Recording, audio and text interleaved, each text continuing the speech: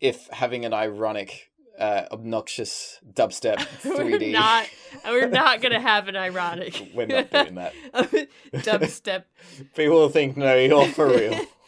Okay, so you wanted ideas on things to do for April 1st, how to step it up. Okay. Yeah, because I did the obnoxious YouTuber thing and I thought I peaked. I got nothing after that.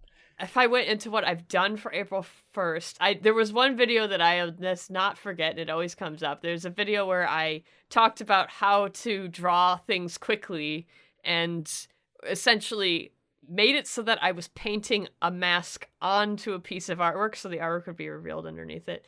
But for some reason, people really believe this video, probably because they don't watch it all the way through. Because by the end of it, I am scanning a cat and saying that by scanning the cat's fur, Photoshop will understand how to auto-generate fur on your own characters. Oh, man. It's really ridiculous. Brilliant. Things. I've had suggestions like that, like make a tutorial, but it's just full of red herrings and deliberately lead people astray. But, like, that's a bit dangerous. It's always a fine balance because I said first thing you need to do if you want to make fast art is you need to buy a $3,000 tablet. Like, I did have concerns that somebody would actually do that and expect that because the tablet was $3,000, it would draw for them. They'd become a better artist. So far, it hasn't happened. But immediately after that, I say, well, if you can't afford a $3,000 tablet, then you just need to go to college and get one of these for $30,000. And I hold up my old diploma. I'd hope people would have caught on. I hope so. By the end of but I feel like people just see the video title and click in and listen to the first 2 seconds. Indeed. It's, I guess we've got to be careful to make it obvious enough, but that's when you got to go down territory of being like, oh, I'm shifting gears, we're a Minecraft Let's Play channel now, but that's being done to death. No, so that's been done to death. So let's go through the April 1st document ideas. Oh, this one is so good. I think this is the one I'm gonna do next year. So what I'm gonna do is complain about how YouTube is auto-generating videos. So complain about like YouTube making its own mashups and that it's become self-aware and has started making content. So how the new YouTube algorithm takes what it knows about me and combines those interests into one video using content that already exists. So what I'm gonna do is complain about how these auto-generated videos, as if they're a real thing. Like how people, you know how animators complain about the algorithm and how it doesn't benefit them and all that. So just exactly like that, but about how YouTube is making original videos by mixing people's content together based on my own preferences. So it's like it has invented the animate button. Yes, exactly. It's combining everyone's cartoons together into its own thing and claiming it as its own. And you can't copyright strike it because it is YouTube manifested. Yeah, it's just, YouTube is just taking stuff that you've already submitted. Oh, I should add into this that, you agreed that YouTube could do this when you read through that terms of service that I'm sure you read when you started your channel. Would you mock up your own one where it's just full of all sorts of stuff, like you have agreed to sell your soul, you'll eat pine cones for all eternity? Okay, that's a good idea. I'm going to write that down. Good, so I'm glad we expanded on that one. That's my plan for next year. What's in the maybe pile then? So, maybe pile, we've got, for some reason, all I have written down is Phil shower with googly eyes. What? What's that got to do with anything? I guess I had an idea where I would take googly eyes and do some kind of skit where you would go and there would be googly eyes everywhere. Wait, is this like physically? Yeah, physically. Like in real life? A massive amount of googly eyes. They're cheap. You will need to order a lot of googly eyes to fill a shower. So, I don't know, just cover a whole wall with them, whatever you want to do, something really, really... You need hundreds of thousands of googly eyes, unless you get those ones that are the size of a basketball. You can just get a big bulk order of them and it'd be really cheap. I've seen someone do this before with rubber ducks. So they bought a massive number of rubber ducks and like kept pranking their roommate with them. Yeah, that's the James Veach one. Yeah, there you go. Yeah, I saw him live once. It was great. So another thing, I had people complain that Scribble Kibble is not fully lip synced. So what I'm gonna do, what the idea was to record a live action mouth and just edit it on, where Scribbles' mouth is supposed to be. Well, like the annoying orange. Yes. Do the annoying orange voice for the whole episode. That's why I built a puppet though. It was like, I got no lip syncing and limited emotion. I know. I'll build a puppet, and then I can lip sync everything live while I'm drawing and have one hand above my head. Yeah, and I was seeing that, and I was like, oh man, that would be so much easier than making a rig and animating it. It is for a bit, and then your arm starts to get a little bit tired, and then you realize I'm on the 15th take and I still haven't quite got it. But more so than anything is trying to keep it in shot correctly, without accidentally letting something into the shot that shouldn't. I don't have like a proper camera set up yet. So at the moment, it's holding a phone in selfie mode and holding my other arm outstretched in the other direction, which is not easy on the wrists. That is your main issue, I think. I think if you had a stable camera, you wouldn't have to. Well, yeah, but I just spent 2 weeks building a new setup. I just did the exact same type of recording today, and it is a pain in the butt because I was working on a tablet review, and to hold and try to do anything with the tablet with one hand and then try to hold the phone, and also hold the phone in a way that it doesn't freaking refocus the camera. Do you have human hands or do you put fox gloves on? No, I just use human hands for the tablet stuff. Although I made it canon that I still have human hands. Yeah, I saw that. Just because it's weird. It's just Onion has human hands. It's don't ask me Why about not? it. That's fine. It's fine. I try not to commit to the magic too much. There's definitely been times where I'm recording something in real life and you just see it slumped in the corner of the room over there. I even see. I can't be bothered. My audience really is terrible. Predominantly in their 20s. I don't think they're going to have their hearts broken. Just to digress from the April 1st ideas for a second. Mm-hmm. There's a puppeteering channel that I just subscribed to, but he's been really good with keeping the magic there. Like, he has this little bird puppet that he goes around with. Shoot, I just subscribed him. He's got a ton of subscribers, but it's just really interesting to watch the puppet stuff in terms of animation, because he is a stop motion animator and he was doing his own stuff, and he's just thinking, well, the stop motion takes too long. So what if I build a puppet that looks like it's stop motion, but it's live? Is this the guy where they're also like slightly animatronic? Like his fingers are sort of just like slotted through the legs and stuff? Yeah, stuff like that. And they got like bits of wire and stuff to be able to emote the face and things. Why can't I remember his name? Do you? Not the name, but they're like they're only a few inches tall and like made out of cork and stuff. He's really popular now, but I can't remember the name either. Yeah, I know. So it's not very helpful for people who are Great. listening and want to go find it.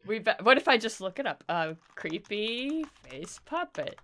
Should come They're right not up. creepy. Well, actually, yeah, the latest one I think is meant to be creepy. That's what he named it. Barnaby Dixon. There we you go. Barnaby Dixon. He's great.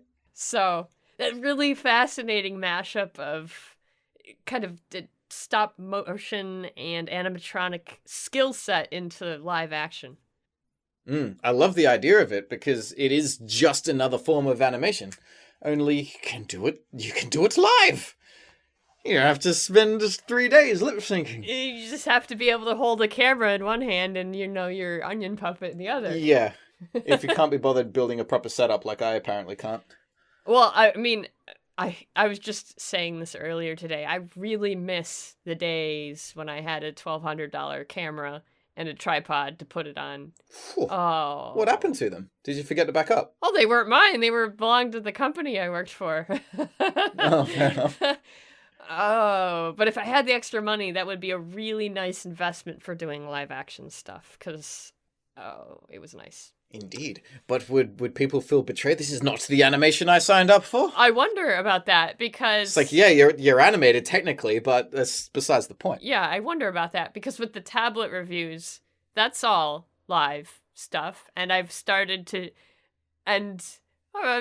Why not? We'll just totally digress away from the April 1st topic again. That's fine. We're going to talk about that for half an hour. So, the tablet reviews, and by now, one will already have come out. And what happened was, you do one tablet review, and then every other company that wants, does marketing by sending tablets to people to have them review them, gets your information and You know, they say, hey, can we send you a tablet? So you end up with all of these tablets. Cool. But the thing about tablet reviews is that the more you do, the more you realize all of the tablets are the same. So the only thing you really need to talk about is what features are on it and what's different and what problems it has. But that only makes about a 2-minute video, and a lot of times they have requirements for how long they have to be. So I get really fed up with this because there's so many other channels that do tablet reviews, and you know, it's not really what I want to be doing. That's not my thing.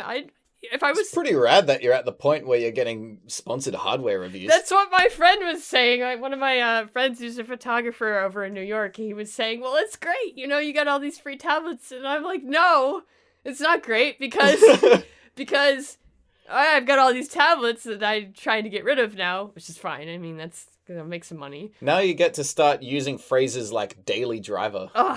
But you only get to say that if you have more devices than the average person is supposed to have. If I was going to be a tablet reviewer, I think I would, you know, I have this thing about quality. If I'm going to review tablets, I should really be reviewing a lot of them, and I should be buying them with my own money so that I can review them and actually compare them. But that's not what I really want. That's not what I want to do. But if they're sponsoring you to do it, it's like it's a review, not an ad, right? So you still get to give your honest thoughts. Yeah, it's still a review, but I feel like, in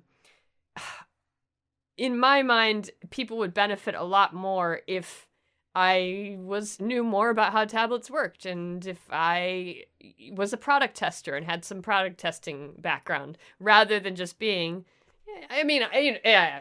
I had this argument with someone else today. So simply gathering them all together and doing a mass comparison, is that like not within the criteria of what the developers want? I could, but the thing is, there's so many different models and stuff like that. You know. Yeah.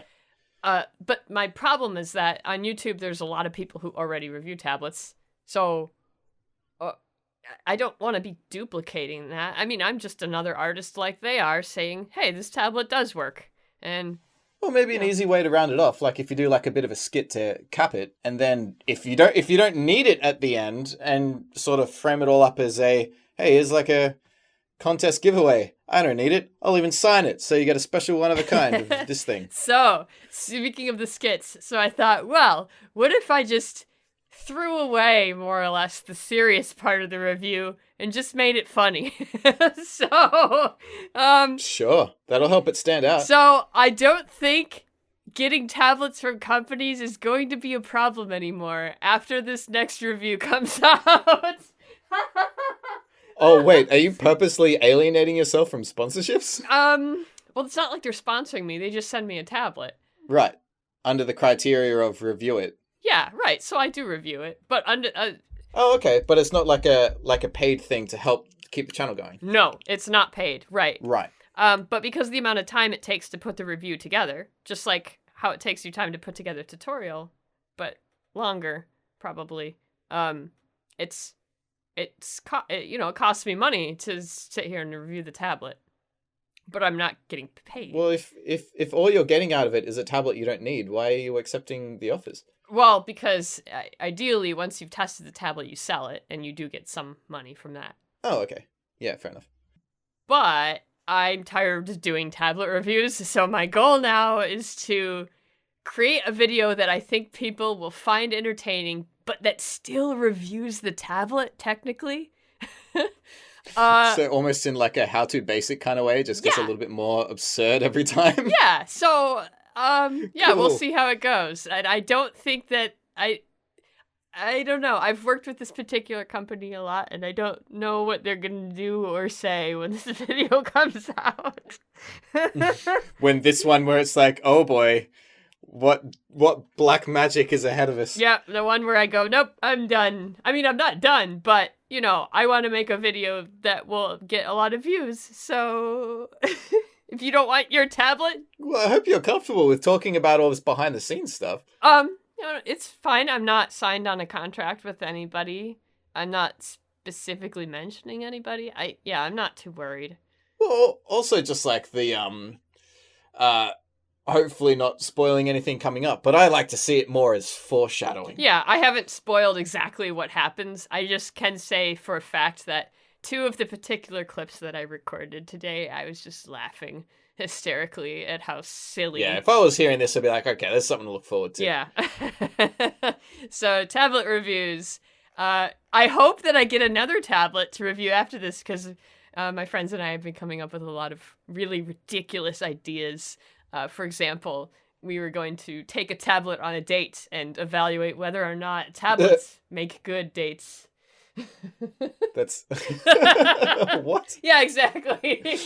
Oh, that's a lot more entertaining than just covering it in condiments. To do that and still review the features of the like, you know, does it have a pen that needs to be charged? How many buttons does it have? But to do it in a really cheeky way. Well, yeah, you could totally do that. It'd be like, reading its Tinder profile or something. Yeah, right. Yeah, And then, like, after the date finishes and, like, just sort of discussing with your friend, oh, how'd it go? And like, oh, I don't know, like, you got to plug the pen in. Yeah. So, stuff like that.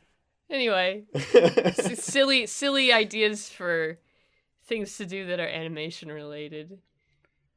All in all, though, like, tablets are still just dark sorcery.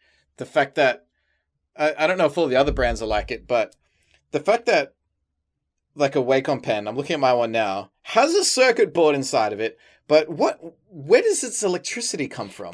Yeah. They never need to be charged. Yeah, I didn't even think about that for a long time until what happened was I got the first tablet to review, and you had to plug the pen in and charge it with a USB. And, once you charged it once, it would last for a couple, really long time, 100 hours or something. But you had to even do that blew my mind, because I thought all tablets had magic pens that didn't need batteries. I have a couple tablets that you need to put batteries in the pen. And the fact that Wacom's had this tech for like decades now. Like, the fact that this existed in the mid-2000s is insane. Isn't that weird? It's like something in the pen allows it to be powered by its proximity to the tablet, and it's the tablet that's powered. So I don't understand. Yeah, and like it tracks it when it's not touching the screen. Yeah. So it is somehow beaming electricity over nothing.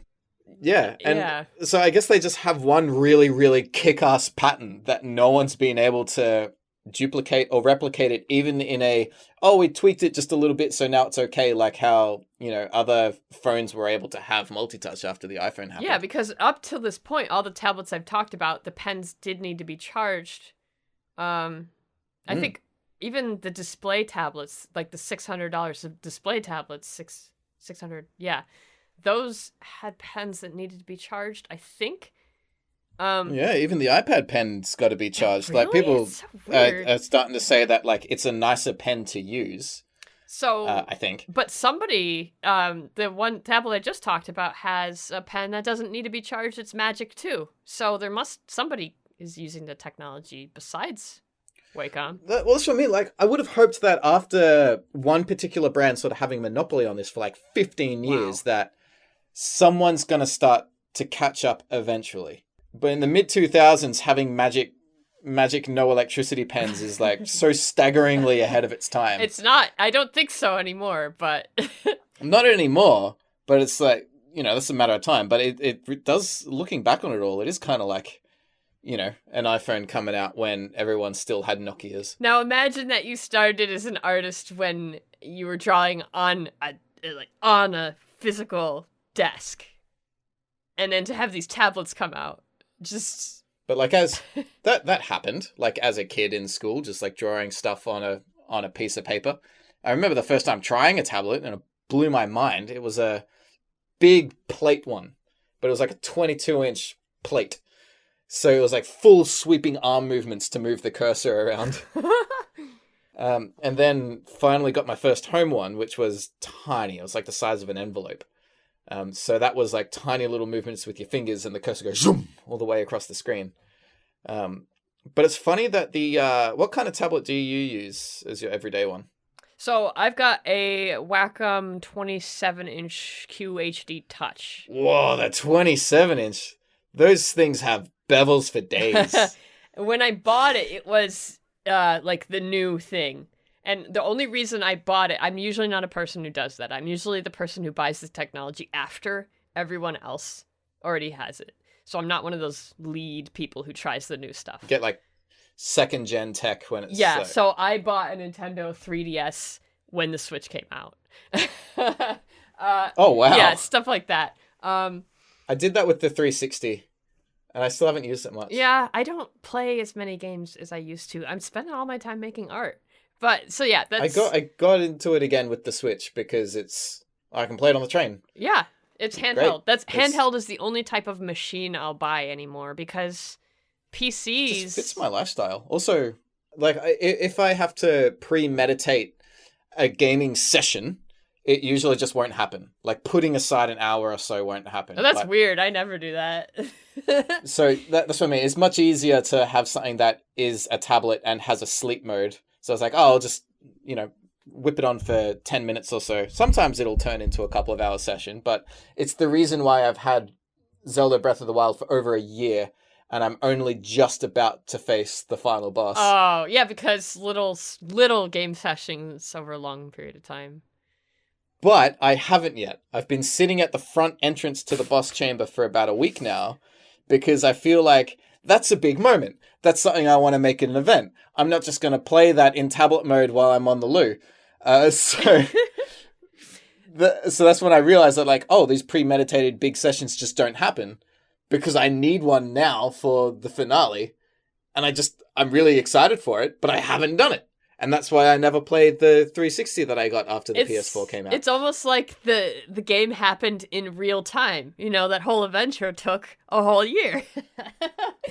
Kinda, yeah. It was interesting turning it back on after a couple of months of nothing and being like, where am I? Oh, that happened. Yeah, that's a whole... I'm in a tundra somewhere. But, yeah, so I bought the tablet, going back to the tablet discussion. Oh, yes. When it was the top technology, because I knew that I wasn't going to buy another one until this one goes kaput, basically. So I'm like, well, I better buy the best technology because I'm going to be stuck with it for a really long time until it's totally out of date. What are you using? How do you find it, though? Because those things are gigantic. Okay, so yeah, how do I find it? First of all right, I need to do a review of this tablet because... What kind of scream is that? Just emotion. So many different kinds. I've had this tablet for a few years, and the amount of frustration over the Wacom drivers is just incredible. Every time Windows updates, every time something in Adobe updates, the tablet just changes its mind about how it's going to work or what. It's just like a constant battle. Ooh, that's scary. That was one of the things that put me off coming back to Windows for a while. Oh, geez, welcome back. It's exactly what you remember. Uh-oh. If not worse, because now the updates are mandatory. Wait, Windows updates are mandatory? Unless you know how to handle computers, they kind of force you to get the updates now. So what, it sort of is like, it just locks up when you're mid-session and says, yep, you can stop everything you're doing for 20 minutes? It used to. I'll be honest. It actually used to do that a couple years ago. And then they realized how much everybody freaking hated that because you'd be in the middle of an animation project. And by the way, your computer's going to restart in 5 seconds. I was wondering how, the corporate world would handle that. Having, I don't know. Everybody was mad. Fortune 500 companies just grind to a halt for a few hours. Everybody was mad. So anyway, now you have to set... I mean, you don't have to, but you can set what hours it does that at. So it doesn't actually just decide to do it whenever. But it's like, oh, you got 48 hours to commit sort of thing? Yeah, well, it forces you to set some hours when you when it can update. So I think mine is from 2 a.m. to 8 or something, 8 a.m. I don't know. But I don't leave my computer on all the time anyways. It doesn't matter. It's fine. But what I was really curious about with the 27-inch is just the physicality of it. Oh, it's huge. Isn't it just super heavy? It's 30 pounds, 35 pounds.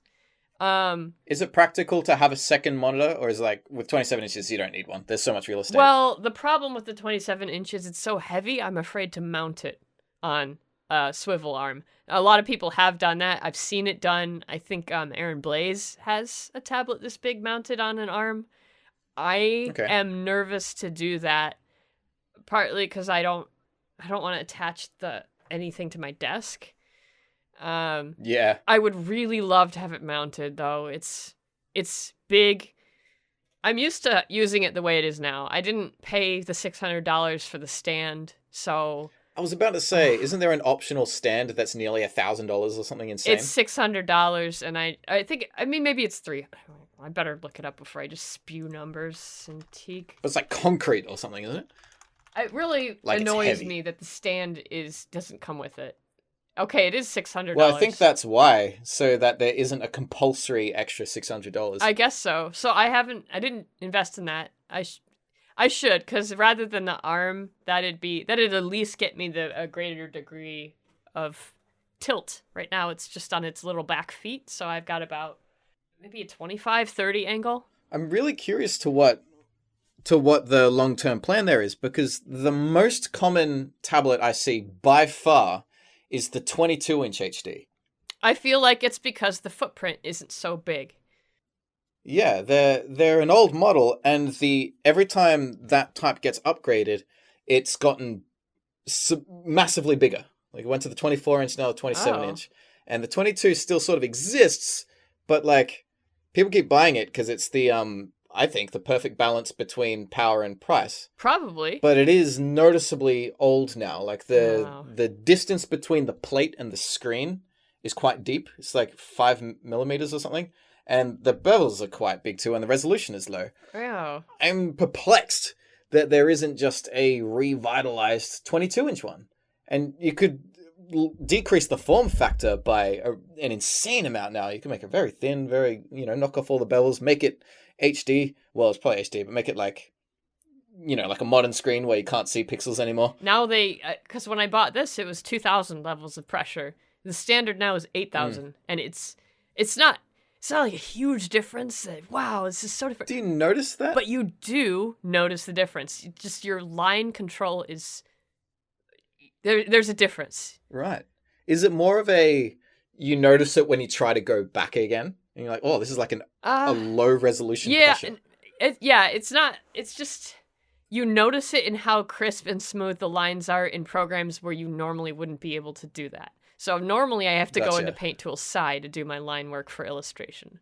But with 8,000 pressure in Photoshop, you can still make stuff that's really smooth. I don't know. Tablets, man.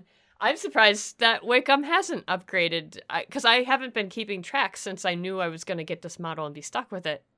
I'd like something smaller, I think. It's too big. It's too big. Well, I just know everyone is still sticking with their 22-inch because there hasn't been a successor that fits that corner of the market. And if there was something that was a similar screen size, but just all of its specs were modern, because this thing's been around when did the 22-inch come out? I remember seeing them as early as 2012. Jeez, that's old in technology terms. And they were around for a couple of years before that. I think they've been around since about 2010. Gosh. 2010, 2011. So, yeah. And I don't think they are... Oh, maybe you can still get them new, but they're not like marketed. They're not like a prize thing. So they kind of just go around in secondhand circulation and stuff because they last. Huh. I mean, yeah, this tablet, the surprising thing is I was wondering if it was going to hold up. And so far it has. Because I hadn't had a screen tablet before. I just had the USB kind. Oh, nice. Good luck ever going back, by the way. Really? That hand-eye coordination that you build from an Intuos, once it's lost, you're not getting it back. Are you sure? I don't know, because I struggle now, yeah. Do you? Because I feel like if this tablet went kaput, I would go back to a USB tablet because my hand isn't in front of what I'm drawing. But I guess I don't know. There's pros to it. I do know a few people that swear by their Intuos. And if that dies, they will get one of the same model. Because of things like that, they can sit with their back up straight. They can look straight at the screen. They don't have to hunch over a desk. Their hand isn't in the way. That too. And it is just a practice thing. But yeah, once I went Cintiq, I couldn't go back. Being able to rely perfectly that, okay, press the button by actually pressing the button. That was it. Even like using a mouse now is sort of... I have to like wrestle with it because I keep overshooting the buttons of things. Really? Maybe it sounds like your mouse is too sensitive. My mouse has to be a lot less sensitive than the tablet. I think its acceleration is too intense. It's either going slow, slow, slow, and then it just shoots across the screen as soon as I speed up a little bit. But there's no adjustment for it in preferences. I can't believe, I think we've already been talking about tablets for 30 minutes? For a while. That's incredible. And there's so much more to say about them. But I think that's a good amount. Quality online entertainment. Come join our half-an-hour conversation About tablets. discussing different tablet Oh types. my gosh. I mean, there's... because if mine broke, I'm not even sure what I would do, really. Because I'd probably just use one of the tablets that's sitting there on the floor right now. Oh yeah, you've got a surplus of them. Personally, I'm just glad that we now live in a world where tablets are commonplace. Before the the casual Androids and stuff like that, from the conversation we were having before about like talking to people who are completely outside of this. Oh, what do you do? Animate. Oh, okay. How do you do it? Oh, I draw on a computer screen. Oh, how do you do that? Oh, I use a tablet. What, like a pill? Like, A pill. You know, the word tablet wasn't commonplace for a while until big phones came out. You can draw on your phone now. I mean, I got a lot of beginning animators they want to know what software to use on their phone for drawing, and I can't advise them on that because I don't draw on my phone. Get a proper tablet for that kind of thing. I'm not a fan of it. I'm quite perplexed that things like the iPad Pro still run the phone operating system and not the desktop operating system. Yeah, that to me is strange. But I did try out a tablet that does that. It runs on Android. And I was like, yeah, you know what? It works for sketching, but it sucks that you're limited to the phone apps. Yeah, I'd be very, very tempted by an iPad that ran Mac OS. It's the screen's big enough, it's powerful enough, and it's got a stylus so you can have the precision of a cursor. Like, the whole reason why it uses a phone operating system is because it expects you to use your fingers, and the buttons are, your finger's too big to be able to press mouse-sized buttons.